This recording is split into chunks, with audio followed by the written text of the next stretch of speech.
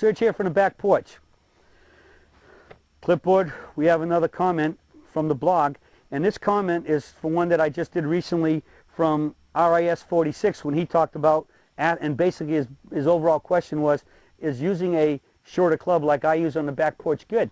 And to practice, and I added all the elements in about, yes, it's great, we could probably put weights on it to make it heavier, and maybe in that case you'd want a regular one and then a heavier one, and the heavier one will help you, feel the swing more and, tone up your muscles or keep them toned, especially if you have long terms of like being in the winter where you can't play golf. And I went through all that. Then we got an answer that to or a follow-up to RIS 46 comments from the Rolfer Golfer. Now, some of you have been on the site long enough know that the Rolfer Golfer is a massage therapist, and he's also a Rolfer, which is another form of as I understand it, really deep type of massage or whatever. And he's been doing things about and created a program to teach golfers through exercises and drills and stuff that he's created. And Rolfer wrote this.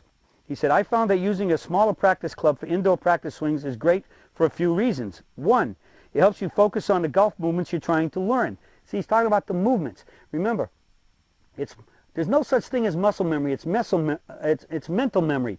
You have to make these movements and have your mind feel what's going on, so your mind knows what muscles and what movements of those muscles produce what you're looking for. So then when it's time to hit a golf shot, your brain sets up properly and then makes the proper muscles move to produce the shot, the swing you want to hit to get the shot you want. So it's mental memory, not muscle memory.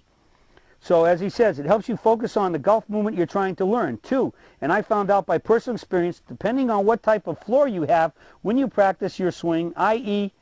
the commercial carpet glued to the concrete floor versus carpeting over padding.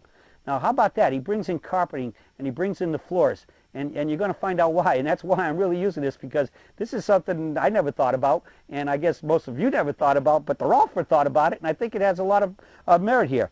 I had an unconscious tendency of not wanting to smack the hard floor with my club during the practice swing. Before you know it, I found that I was bringing my arms up a little bit in the impact, chicken winging. So instead of letting his arms rotate to full extension, which is going to create the release through impact of toe up as you're coming down, thumbs up, squaring up at impact, and then going toe up into the forward mitt, he's pulling out of the shot.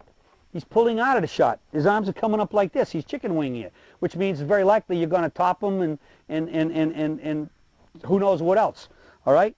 So a little bit of chicken winging instead of the relaxed extension that needs to occur during the well-executed follow-through to have the full release into the forward mid-toe up and up the tree.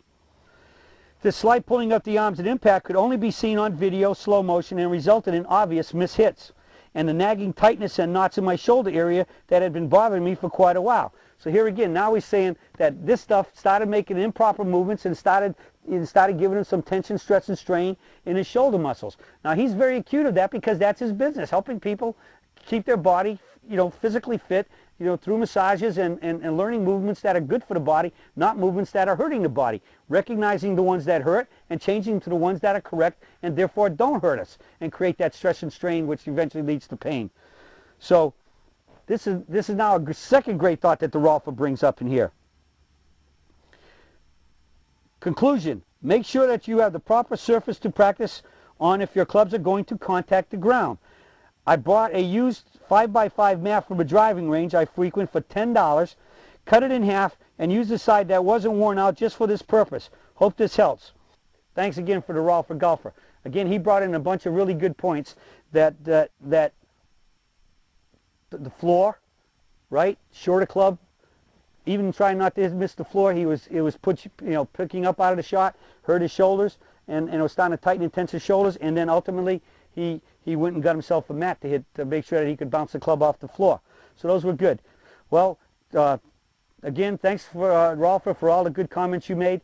Brought in 3 more aspects that we hadn't talked about or wasn't brought up by the other guys for the other couple days. We talked about all of these things of making practice swings with shorter clubs. And again, great points. And I think this is kind of rounding it out. And yours was the last comment in this string of messages. And so thanks a lot. And finishing off this topic on using shorter clubs. This is The Surge from the Back Porch, and I'll be talking to y'all again soon.